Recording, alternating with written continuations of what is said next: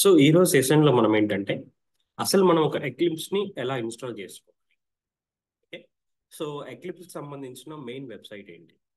Okay, so మనం ఒక eclipse అనే సాఫ్ట్వేర్ని డౌన్లోడ్ చేసుకుంటే మనం ఎప్పుడైతే ఒక జావా డెవలపర్ అవ్వాలనుకుంటున్నాం అంటే జావాను బేస్ చేసుకొని మన అప్లికేషన్స్ని బిల్డ్ చేస్తున్నామో వాటన్నిటికీ most of the companies and most of the peoples use చేస్తున్న tool IDE integrated development.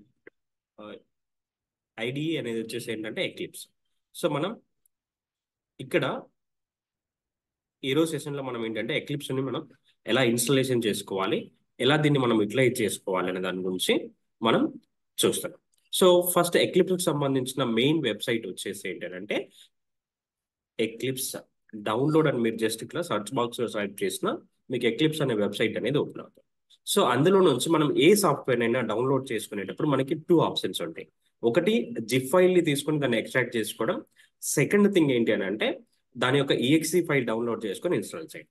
So ఇప్పుడు సెషన్లో మనం దీంట్లో ఏంటంటే ఒక ఈఎక్సీ ఫైల్ తీసుకొని ఎలా ఇన్స్టాలేషన్ చేసుకుంటాం, దాన్ని ఎలా యూటిలైజ్ చేసుకుంటాం అనే దాని గురించి మనం ఇప్పుడు డిస్కషన్ అనేది చేస్తాం.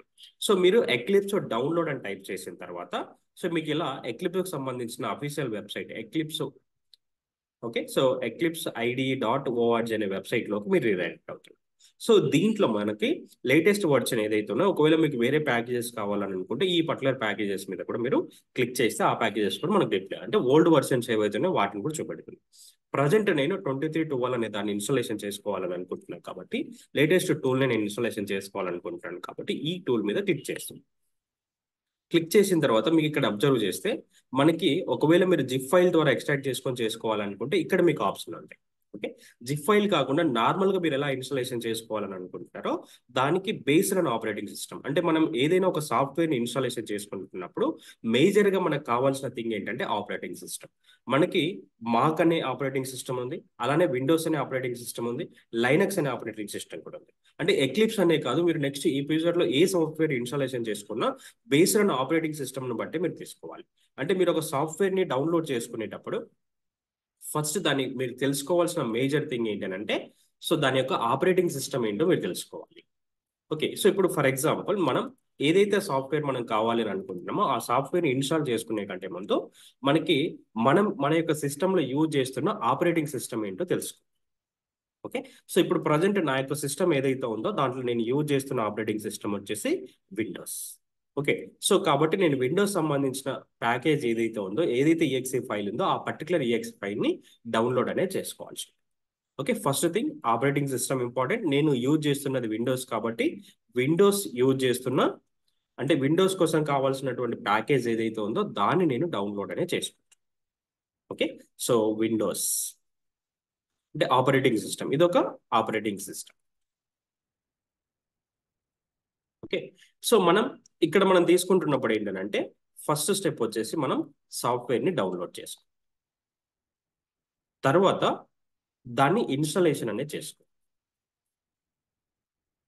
ఓకే, సో ఒక సాఫ్ట్వేర్ని మనం డౌన్లోడ్ చేసుకోవాలి, ఆ తర్వాత ఇన్స్టాలేషన్ అనే ప్రాసెస్ తీసుకోవాలి.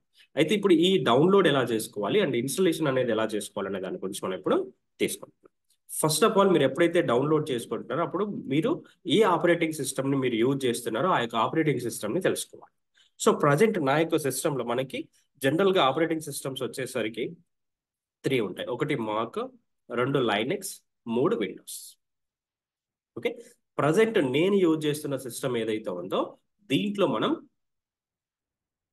విండోస్ని యూజ్ చేస్తున్నాను కాబట్టి నేను డౌన్లోడ్ చేసుకునేటప్పుడు ఏదైతే ఆపరేటింగ్ సిస్టమ్ ఉందో దాంట్లో నేను విండోస్ని సెలెక్ట్ చేసుకొని డౌన్లోడ్ చేసుకుంటాను.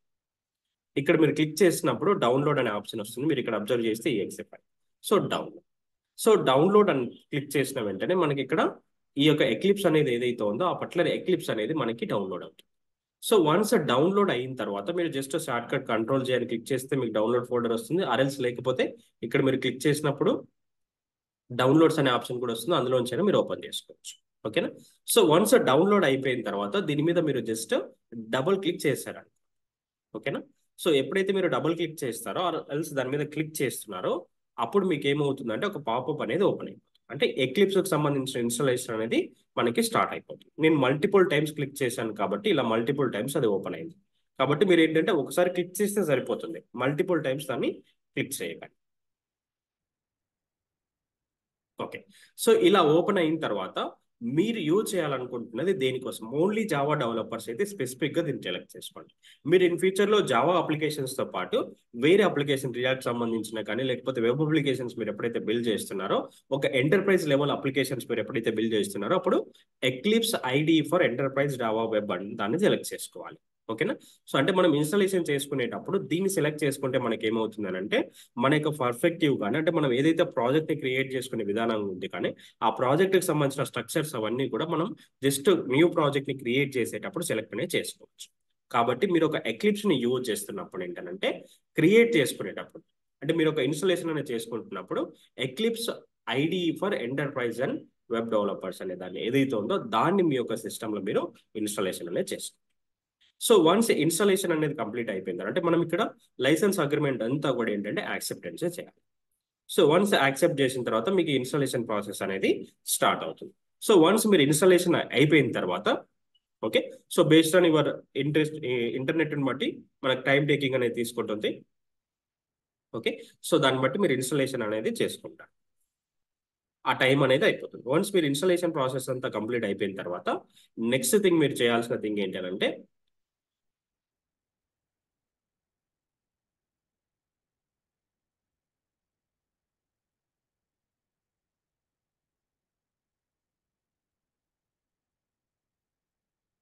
మినిట్స్ టైం తీసుకుంటది. ఆ టైం కంప్లీట్ అయిపోయిన తర్వాత మీరు జస్ట్ ఇక్కడ విండోస్ దగ్గర ఎక్లిప్స్ అని టైప్ చేస్తే మీకు అది ఆటోమేటిక్‌గా ఓపెన్ అవుతుంది. అప్పుడు మీరు ఎలా ప్రాజెక్ట్‌ని క్రియేట్ చేసుకోవాలి, దాంట్లో ఒక సింపుల్ ప్రోగ్రామ్ ఎలా రాయాలనే దాని గురించి మనం ఇప్పుడు డిస్కషన్ అనేది చేద్దాం.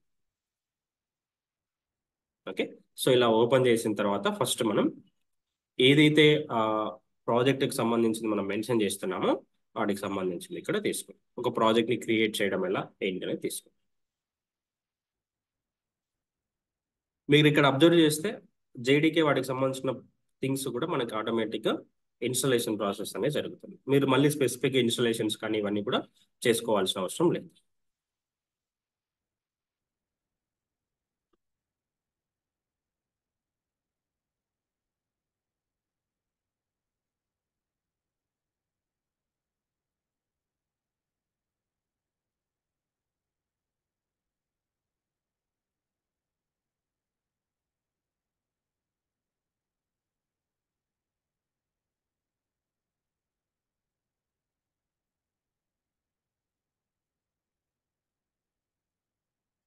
ఎక్లిప్స్ వల్ల మనకి సజెషన్స్ ఏంటంటే మీరు నార్మల్ నోట్ ప్యాడ్‌లో రాసినప్పుడు మీకు ఎలాంటి సజెషన్స్ కానీ అలాంటి థింగ్స్ అనేవి ఉండవు.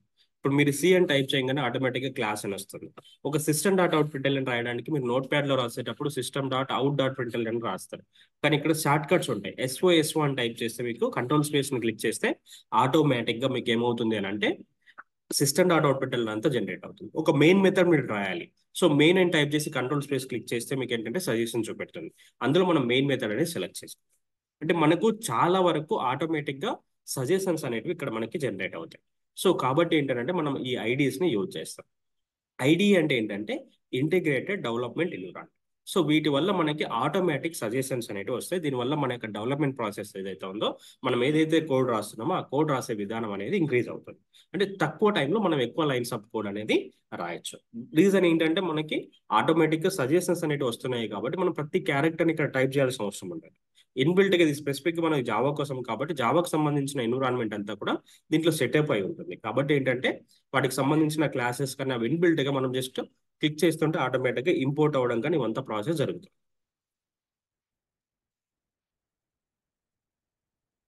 ఓకే. సో వన్స్ మీకు ఇక్కడ ఇన్‌స్టాలింగ్ అనేది ఏదైతే ఉందో, ఆ ఇన్‌స్టాలింగ్ కంప్లీట్ అయిపోయిన తర్వాత ఇలా లాంచ్ అని వస్తది. ఓకే. లాంచ్ అనే బటన్ మీరు క్లిక్ చేసిన తర్వాత సో మీకు ఇలా ఏదైతే నేను సెలెక్ట్ చేసుకున్నానో దాన్ని బట్టి మనకి ఎక్లిప్స్ అనేది ఓపెన్ అయిపోతుంది. నెక్స్ట్ టైం మీరు ఓపెన్ చేసుకునేటప్పుడు డైరెక్ట్‌గా ఇక్కడ విండోస్ సెర్చ్‌లో ఓపెన్ చేసి దాన్ని ఓపెన్ చేసుకోవచ్చు. ఓకే. సో ఎక్కడ మనకి ప్రాజెక్ట్ యొక్క లొకేషన్ అంటే మనం ఏదైతే ఎక్లిప్స్ సంబంధించిన ప్రాజెక్ట్స్ ఉన్నాయో అవి ఎక్కడ క్రియేట్ అవ్వాలి, దాని యొక్క లొకేషన్ ఏంటనేది మనకి ఇక్కడ చూపెడుతున్నాడు. సో ఆ పర్టికులర్ లొకేషన్ అంతా కూడా మనం సెలెక్ట్ చేసుకుంటాం. Okay. So launch.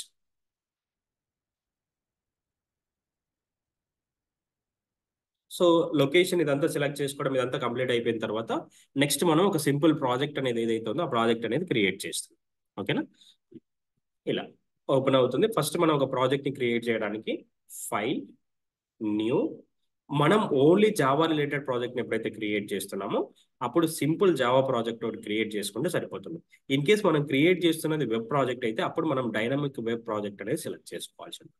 Okay, so అదే ఇక్కడికి వచ్చినప్పుడు మనం ఏదైతే ప్రాజెక్ట్ని క్రియేట్ చేసుకుంటున్నామో ఫస్ట్ ఆఫ్ ఆల్ ఇక్కడ అదర్స్లోకి వెళ్ళినప్పుడు జావా ప్రాజెక్ట్ అని కనపడుతుంది కదా, సో దాన్ని సెలెక్ట్ చేసుకుంటాం. నెక్స్ట్ ఓకేనా, ఏదైతే మన యొక్క ప్రాజెక్ట్ నేమ్ ఇవ్వాలని అనుకుంటున్నామో ఆ ప్రాజెక్ట్ యొక్క నేమ్ ఇస్తాం. మై ఫస్ట్ ప్రాజెక్ట్, ఈ ప్రాజెక్ట్ యొక్క నేమ్ మై ఫస్ట్ ప్రాజెక్ట్ అని ఇస్తున్నాం. జస్ట్ మీరు ఇక్కడ వర్షన్ అంటే జావాకి సంబంధించిన ఏ వర్షన్ మీరు రన్ చేయాలనుకుంటున్నారు ఏంటి సెలెక్ట్ చేసుకోవాలి. తర్వాత మీకు ఎక్కడ ఉంది, ఒకవేళ మీరు లోకల్ నుంచి యూజ్ చేసుకోవాలనుకుంటే లోకల్లో ఆ పాత్ అంతా కూడా సెలెక్ట్ చేసుకోవాలి.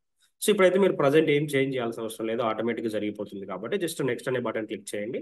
మీ యొక్క ప్రాజెక్ట్ స్ట్రక్చర్ ఎలాగైతే ఉందో ఆ స్ట్రక్చర్ అంతా క్రియేట్ అవుతుంది. నెక్స్ట్ మీరు ఫినిష్ అనే బటన్ ఏదైతే ఉందో ఆ బటన్ క్లిక్ చేయండి. సో దీన్ని మీరు ఓపెన్ పర్స్పెక్టివ్ అంటే మనకి జావాకి సంబంధించిన పీపుల్స్ కావాల్సిన స్ట్రక్చర్ ఏదైతే ఉందో అంటే ప్రాజెక్ట్ ఫైల్స్ ని ఓపెన్ చేసే విధానం అలా ఉంటుంది కాబట్టి ఓపెన్ పర్స్పెక్టివ్ అని మెన్షన్ చేయండి ఇక్కడ. ఓకే, సో అప్పుడు మనకి ఏంటంటే ఏదైతే మనం ఒక ప్రాజెక్ట్ ని క్రియేట్ చేసామో ఆ పర్టికులర్ ప్రాజెక్ట్ కి సంబంధించి పర్ఫెక్ట్ ఇన్ఫర్మేషన్ అంతా కూడా మనకు వస్తుంది. ఇక్కడ మనకు క్రియేట్ అయిన ప్రాజెక్ట్ ఇక్కడ లెఫ్ట్ సైడ్ లో ఐకాన్స్ ఏదైతే దాన్ని క్లిక్ చేసినప్పుడు మనకు చూపెడతాం. ఇక్కడ మెయిన్ ఏదైతే తీసుకుంటున్నామో మై ఫస్ట్ ప్రాజెక్ట్ దాని మీద క్లిక్ చేస్తే సో జావాకి సంబంధించిన లైబ్రరీస్ అవన్నీ కూడా ఇన్స్టాల్ అయ్యాయి. నెక్స్ట్ ఏంటి అని అంటే ఎస్ఆర్సి ఏదైతే మన యొక్క ఎస్ఆర్సి ఫోల్డర్ ఉందో ఈ ఫోల్డర్లోనే మనం జావాకి సంబంధించిన దాన్ని తీసుకుంటాం. ప్రస్తుతానికి అయితే ఈ మోడ్యూల్ ఇంపార్టెంట్ అనేది మనకు అవసరం లేదు, దీనివల్ల అన్నెసరీగా క్రియేట్ అవుతాయి కాబట్టి దీన్ని డెలీట్ చేసేసాయి. జస్ట్ మనం ఒక ఏదైనా జావాకి సంబంధించిన ఒకటి రాయాలి అని అనుకున్నప్పుడు మనం ఎప్పుడు కూడా ఒక ప్రాజెక్ట్ ని క్రియేట్ చేసేటప్పుడు ప్రతి ఒక్క ప్రాజెక్ట్ కి ప్యాకేజెస్ అనేటివి ఉంటాయి. సో ఈ ప్యాకేజెస్ ని మనం ఎప్పుడు కూడా రాసేటప్పుడు ఎలా రాయాలి అని అంటే ప్రాజెక్ట్ యొక్క నేమ్ దగ్గర మనం రైట్ క్లిక్ చేసి new okay package. So package name మనం ఎప్పుడు కూడా మన యొక్క ప్రాజెక్ట్ అంటే మనం ఏ కంపెనీకి అయితే వర్క్ చేస్తున్నామో ఆ కంపెనీ యొక్క డొమైన్ నేమ్ రివర్స్ ఉండాలి. ఇప్పుడు ఫర్ ఎగ్జాంపుల్ నేను గంటా సాఫ్ట్కి వర్క్ చేస్తున్నాను, కామ్.గంటా సాఫ్ట్ అంటే గంటా సాఫ్ట్ అనే డొమైన్ ఏదైతే ఉందో ఆ డొమైన్ కి రివర్సల్ రాస్తాను. డాట్ తర్వాత మన యొక్క ఏదైతే ప్రాజెక్ట్ యొక్క నేమ్ ఉందో ఆ నేమ్ అనేది తీసుకోవాలి. సో మై ఫస్ట్ ప్రాజెక్ట్ అనేది మన యొక్క ప్రాజెక్ట్ నేమ్ కాబట్టి సో ఈ యొక్క ప్రాజెక్ట్ నేమ్ అనేది తీసుకుంటాం. దీనివల్ల ఏంటంటే మనకి ప్రాజెక్ట్ యొక్క ప్యాకేజ్ అనేది యూనిక్నెస్ తోటి ఉంటుంది. అట్ ద సేమ్ టైం మన డొమైన్ నేమ్ కాబట్టి మనం ఎప్పుడైనా దాన్ని మార్చుకోవడానికి చేసుకోవడానికి ఈజీ ఉంటుంది. అంటే మనం నెక్స్ట్ జావాకి సంబంధించిన ఏ జార్ ఫైల్స్ మనం అవసరంలో యూజ్ చేసుకుంటున్నప్పుడు కూడా ఈ ప్యాకేజెస్ అవసరం పడతాయి కాబట్టి ఇలా మనం ప్యాకేజ్ అనేది క్రియేట్ చేసుకుంటాం. దీని మీద రైట్ క్లిక్ చేస్తే జస్ట్ న్యూ క్లాస్ ఒక క్లాస్ ని క్రియేట్ చేసుకునేటప్పుడు ఫర్ ఎగ్జాంపుల్ నేను క్లాస్ నేమ్ ఎగ్జాంపుల్ అని మెన్షన్ చేస్తాను. Just click on finish. So మనకి ఏమవుతుంది అని అంటే ఏదైతే మన యొక్క క్లాస్ ఉందో ఆ క్లాస్ అని సెలెక్ట్ చేసుకున్నాం కాబట్టి మనకు ఆటోమేటిక్గా టోటల్ క్లాసెస్ అన్ని మనకు వచ్చాయి. అంటే class thing and file create అవ్వడం ఎవ్రీథింగ్ సరిపోయింది. జస్ట్ ఇప్పుడు మీరు మెయిన్ మెథడ్ రాయాలి అని అనుకోండి. సో జస్ట్ మీరు ఏంటంటే ఇక్కడ టైప్ చేసేటప్పుడు మెయిన్ అని టైప్ చేసి కంట్రోల్ స్పేస్ ఎంటర్ చేస్తారు. ఓకేనా, సో మనకి మెయిన్ మెథడ్ అనేది సజెషన్ అనేది వచ్చేస్తుంది. ఓకే, సో అలానే మనము ఒకవేళ మనకు ఒక సిస్టమ్ డాట్ అవుట్ పెట్టాలని కావాలనుకోండి SYSO అని టైప్ చేసి కంట్రోల్ స్పేస్ క్లిక్ చేస్తే సిస్టమ్ డాట్ అవుట్ పెట్టాలని సంబంధించిన సజెషన్ వస్తుంది. అలా మనం ఏదైతే ఒక క్రియేట్ చేయాలని అనుకుంటున్నామో వాటికి సంబంధించిన థింగ్స్ ని మనం క్రియేట్ చేసేటప్పుడు ఇలా అంటే మీకు ఆటోమేటిక్గా సజెషన్ చూపెడుతుందా. ఓకే, సో జస్ట్ నేను మొత్తం కోడ్ రాయట్లేదు ఇక్కడ, జస్ట్ ఆ పర్టికులర్ థింగ్ ని సెలెక్ట్ చేసుకొని రాస్తున్నాను. ఓకేనా, సో నెక్స్ట్ థింగ్ ఏంటంటే సిస్టమ్ డాట్ అవుట్ పెట్టాలి. SYSO అని టైప్ చేసి కంట్రోల్ స్పేస్ క్లిక్ చేయగా మొత్తం థింగ్ అంతా కూడా మనకి వచ్చేసాయి. అంటే మనకి ఏదైనా ఒక క్లాసెస్ కానీ దేనైనా ఇంపోర్ట్ చేసుకోవాలి సజెషన్స్ కావాలి అని అనుకుంటే జస్ట్ మనం అక్కడ నేమ్ రాసిన తర్వాత ఒకవేళ ఆటోమేటిక్ ఇంపోర్ట్ అవ్వకపోతే కంట్రోల్ స్పేస్ అనేది క్లిక్ చేస్తే మనకు ఆటో సజెషన్స్ అనేవి వచ్చేస్తాయి. ఇప్పుడు విత్ ఇన్ డబుల్ కేట్స్ లో మనం ఏదైతే రాస్తున్నామో అది కనపడదు. So welcome to Ganta soft. Okay, so అలా మెన్షన్ చేసినప్పుడు మనకి ఏమవుతుందంటే ఏదైతే పర్టికులర్ ప్యాకేజ్ మనం తీసుకుంటున్నామో ఆటోమేటిక్గా దానికి మనకి వచ్చేస్తుంది. ఓకే, సో ఇప్పుడు మనం దీన్ని రన్ చేయాలి అని అనుకుంటాం. ఫస్ట్ సేవ్ చేసుకోండి. ఓకే, రైట్ క్లిక్ చేసి run as Java application. Simple thing, ఏదైతే మన యొక్క ఫైల్ ఉందో ఆ ఫైల్ దగ్గర క్లిక్ చేసి రైట్ చేయగానే సో ఇక్కడ కింద మనకు వెల్కమ్ టు గంటా సాఫ్ట్ అని వచ్చింది. అంటే మనం ఏదైతే ఒక ఎక్లిప్స్ సంబంధించిన ప్రాజెక్ట్ ని క్రియేట్ చేసుకుంటున్నామో దీనివల్ల మనకు మెయిన్ అడ్వాంటేజ్ ఏంటంటే తక్కువ టైంలో మనం ఎక్కువ లైన్స్ ఆఫ్ కోడ్ కూడా ఇదంతా కూడా మనం ఇంక్రీజ్ అనేది చేసుకోవచ్చు. ఓకే, సో ఆటోమేటిక్గా మనకు సజెషన్స్ అనేటివి కూడా ఉంటాయి. ఓకే, అందుకే మనం ఎక్లిప్స్ అనే దాన్ని యూజ్ అనేది చేసుకుంటాం. సో ఎక్లిప్స్ని మీరు ఇన్స్టాలేషన్ చేసుకోవాలంటే జస్ట్ మీరు యూజ్ చేస్తున్న ఆపరేటింగ్ సిస్టమ్ ఏంటో తెలుసుకోండి. ఆపరేటింగ్ సిస్టమ్ బట్టి మీరు డౌన్లోడ్ చేసుకున్న తర్వాత నెక్స్ట్ క్లిక్ చేస్తే సరిపోతుంది. బట్ జస్ట్ ఇక్కడ మీరు మేజర్గా తెలుసుకోవాల్సిన థింగ్ ఏంటంటే మీరు ఇన్స్టాలేషన్ చేసుకునేటప్పుడు eclipse ID for enterprise web అనేది ఏదైతే ఉందో దాన్ని సెలెక్ట్ చేసుకోండి. ఓకే, సో అప్పుడే మీకు ఏంటంటే ఎక్కువ ఆప్షన్స్ అనేవి వస్తాయి. మీరు ఒక ఎంటర్ప్రైజ్ లెవెల్ ఆఫ్ అప్లికేషన్స్ని, డైనమిక్ అప్లికేషన్స్ని బిల్డ్ చేయగలరు. Okay, clear?